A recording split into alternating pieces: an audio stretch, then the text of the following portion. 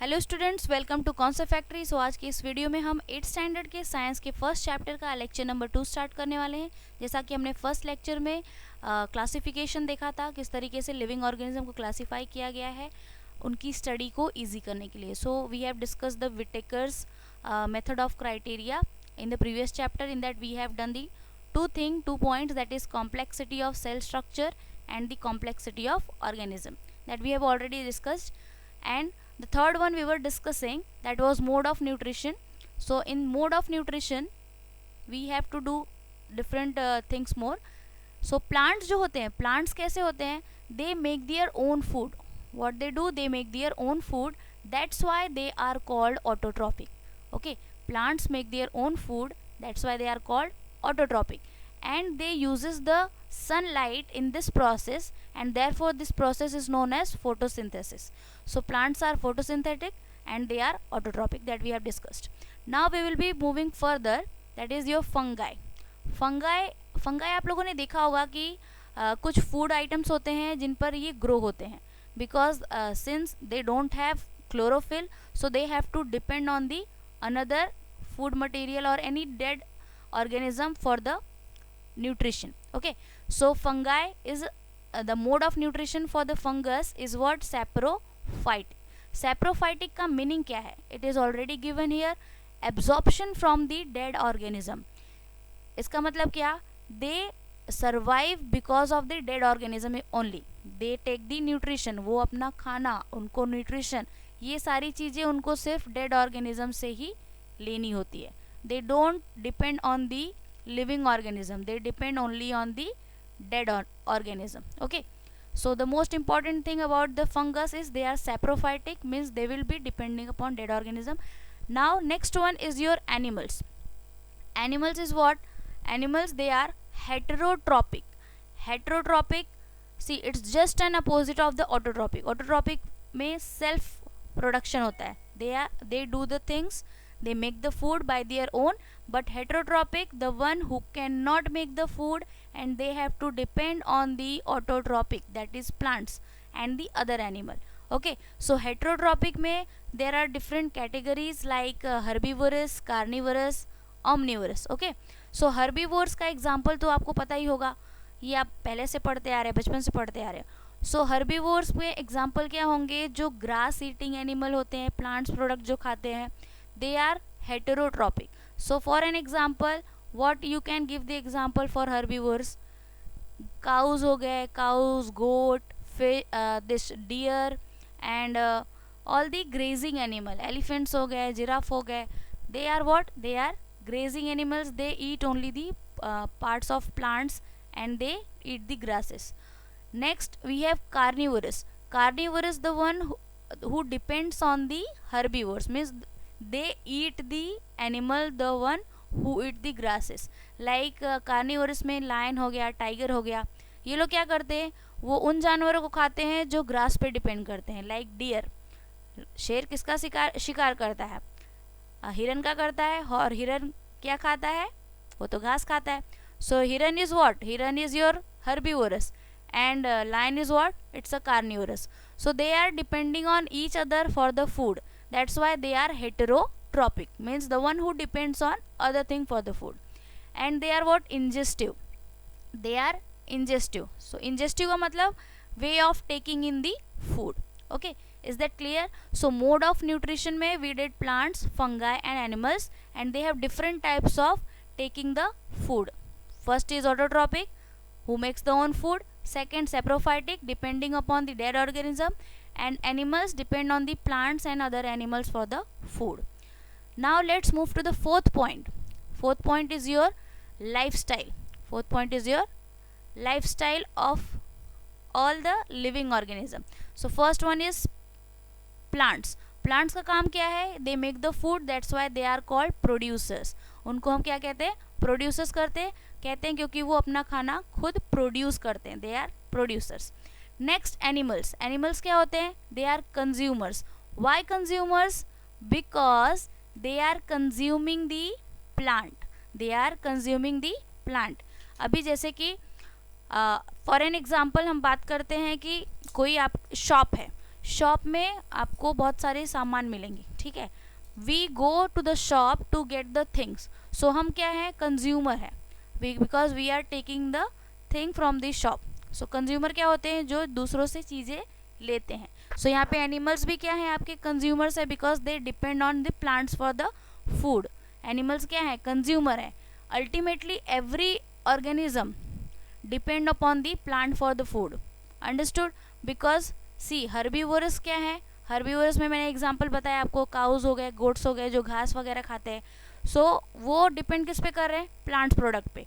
अगर वो ही नहीं होंगे तो कार्निवोरस को उनका फूड कहाँ से मिलेगा, क्लियर, क्योंकि हर्बीवोर के ऊपर ही डिपेंड करते हैं कार्निवोरस एनिमल। सो बेसिकली आपका एनिमल्स क्या हो गए, they are the consumers. Next one, fungus. Fungi is the plural form for fungus. So fungi is what, they are decomposer, what they are decomposers.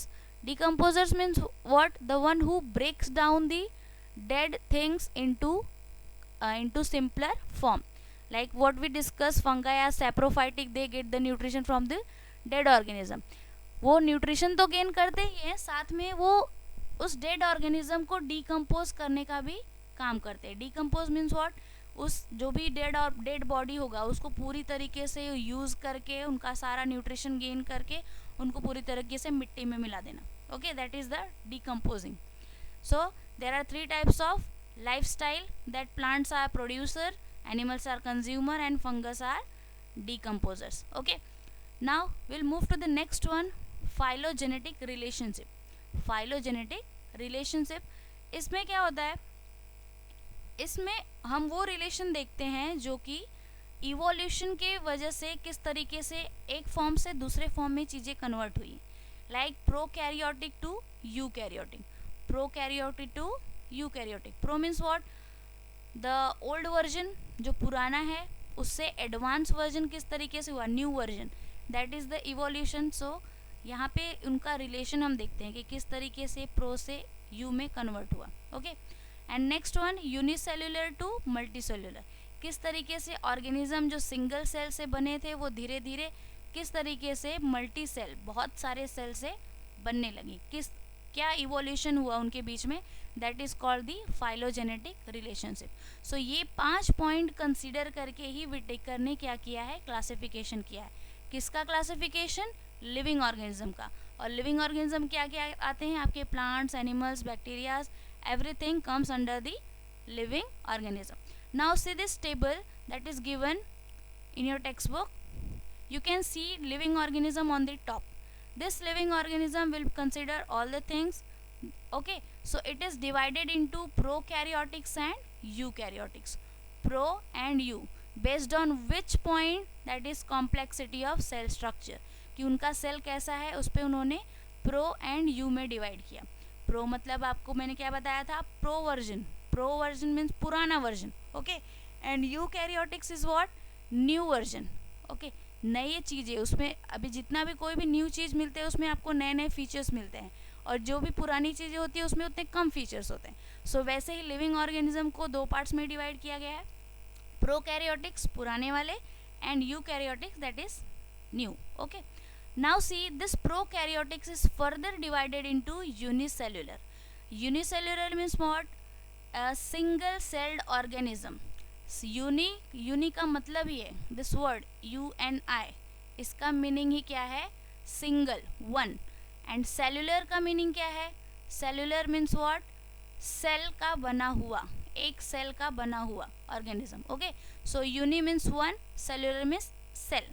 सो एक cell के जो organism होते हैं उनको हम यूनिसेल्युलर ऑर्गेनिज्म कहते हैं। सो प्रोकैरियोटिक में सिंगल सेल के ही ऑर्गेनिज्म पाए जाते थे, no multicellular organism are found in this one. Okay, now see this was based on the second point, that is complexity of organism, कि वो कितना कॉम्प्लेक्स ऑर्गेनिज्म है आपका, सिंगल सेल का बना हुआ है ये मल्टीसेलुलर का बना हुआ है। So this first one prokaryotics, then further unicellular.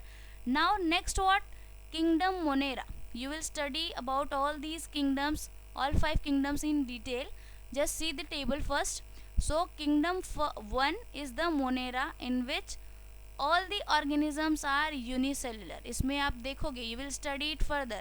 You will find जितने भी ऑर्गेनिज्म मोनेरा में हैं वो सब के सब क्या है, यूनिसेलुलर है, मतलब सिंगल सेल के बने हुए हैं। और उनका सेल टाइप कैसा है, प्रोकैरियोट्स के टाइप के होंगे। मीन्स उनके जो न्यूक्लियस होंगे, एक्चुअली प्रो में क्या होता है, न्यूक्लियस वेल डेवलप नहीं होता, उसमें सेल ऑर्गेनल्स प्रॉपर नहीं होते हैं। जो होते हैं उसमें न्यूक्लियोइड होता है, नॉट न्यूक्लियस। सो मेम्ब्रेन भी नहीं होगा, out there is no outer covering. You have already studied this in 7th standard about the difference between this prokaryotic and eukaryotic. Okay, so Monera kingdom 1 जो है आपका, वो उसमें जितने भी ऑर्गेनिज्म होंगे वो यूनिसेलुलर होंगे, सिंगल सेल के बने हुए होंगे, एंड उनके जो सेल होंगे वो कौन से टाइप के होंगे, प्रोकैरियोटिक्स होंगे। Okay, now see will go to the second one, that is eukaryotics.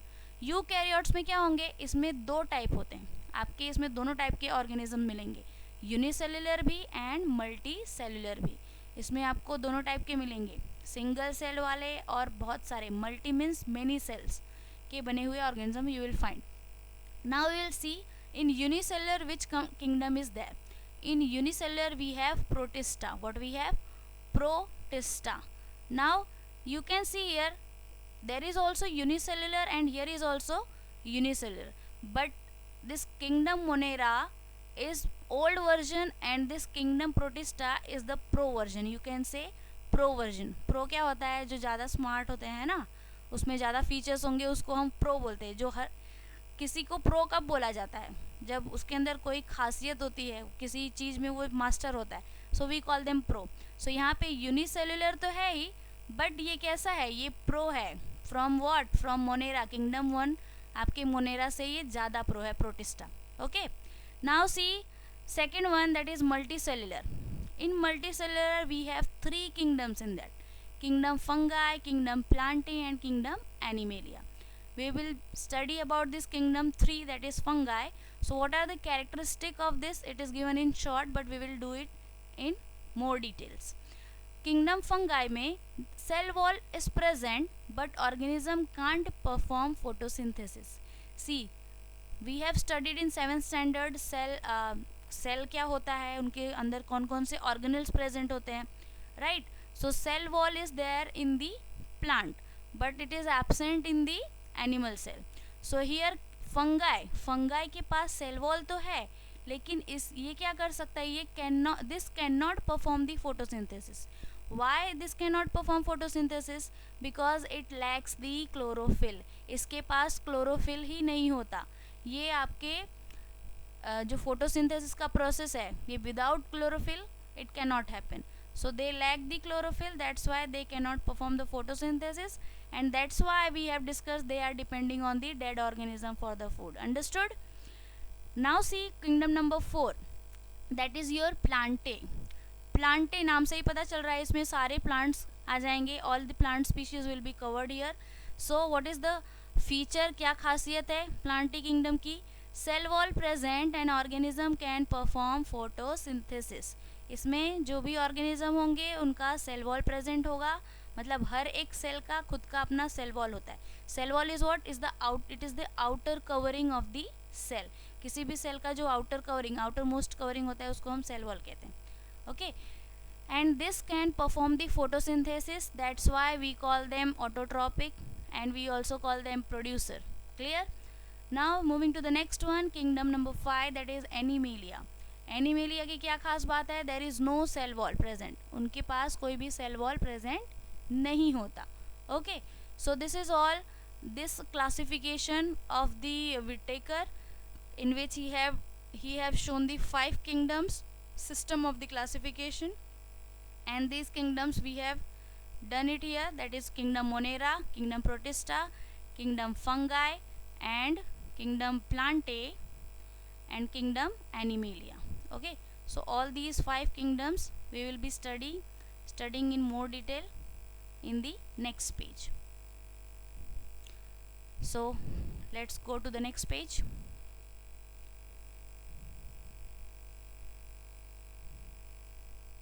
So first one you can see here, kingdom Monera. हमने पहले क्या डिस्कस किया, first kingdom was the kingdom Monera. Okay, so there is a small activity given, how to know how to see them, what type of organism is found in them.